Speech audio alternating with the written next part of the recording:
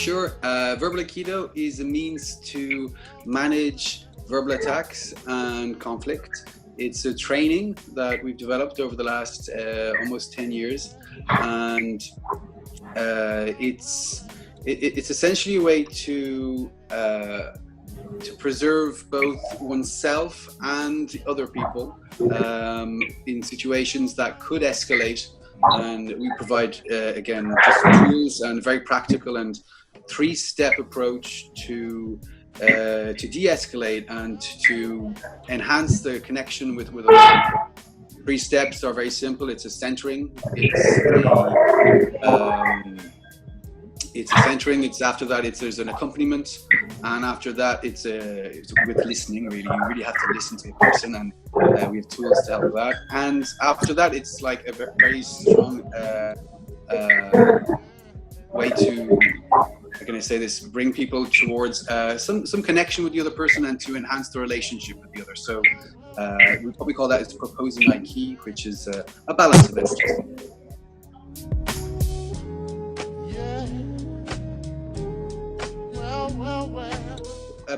Like I said, about 10 years ago, I was doing teacher training, which was sort of pedagogical development with many schools. And one of them asked me, Luke, do you have a means to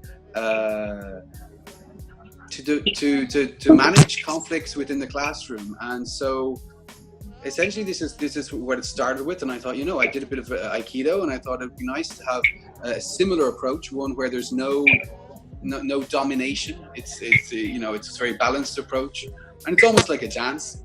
And I thought it'd be a great idea to have this sort of a verbal approach to conflict, where we could, like I said, preserve both yourself and the other person.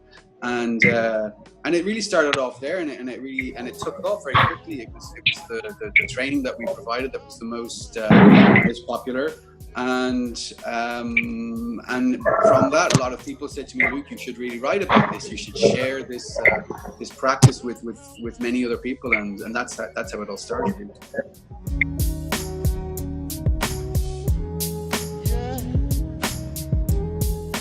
Well, it's really developed quite a lot over the last few years around the world. There's been many practice groups that are set up, but it was really through Elisa, yourself, who has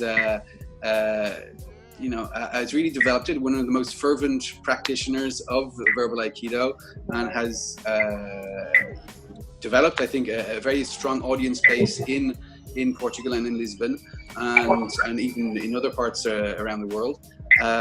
So it just seemed like a natural direction to go in. There was demand for it, and we had some great opportunities working with some great people who provided us with this great opportunity to do it in Portuguese. I mean, after that, we hope to do it in other languages too. It's already in English and French. After this, maybe Spanish, Japanese, Chinese, Arabic, who knows.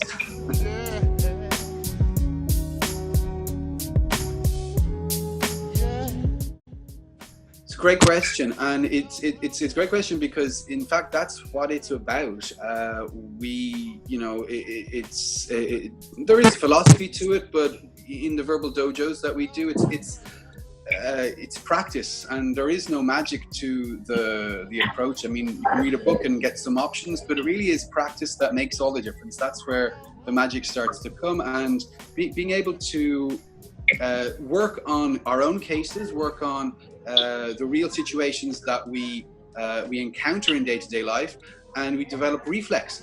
And the intention of the verbal Aikido is that the practitioners become autonomous, that they have what it takes next time they're confronted by a similar attack, that they can they're able to follow those 3 steps and get centered and find that inner smile, and then turn on their neutral listening to the other person to accompany them, and then once they've understood them more, to be able to propose that balanced outcome that verbal Aikido helps them train to do.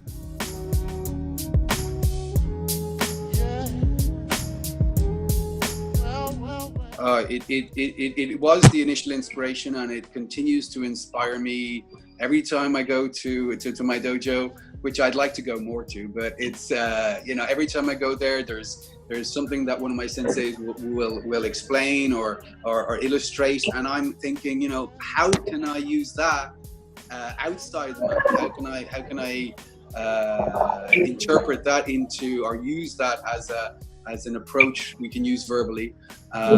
So it's constant, really. Just for an example, one of the key components that we look at when we're doing martial Aikido is to maintain a certain distance, and on a verbal level we look at how to maintain that distance.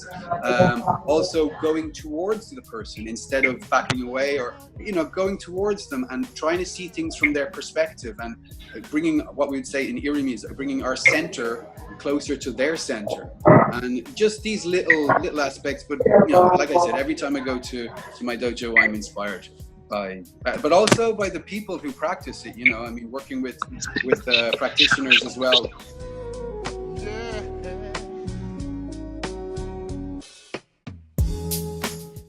Well, there is a choice that we can react in counterattack. We can also react in just taking and being sort of almost a victim to abuse. But there is other choices that we can have, and choices that preserve not only oneself and the other, but also facilitate a connection in a relationship, and even long-term relationships. I think has a quite an inspiring effect.